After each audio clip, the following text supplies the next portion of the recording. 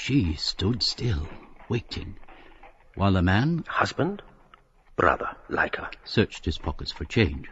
Stylish kind of coat with that rolled collar. Warm for a day like this. Looks like a blanket cloth. Careless stand of her with her hands in those patch pockets. Like that haughty creature at the polo match.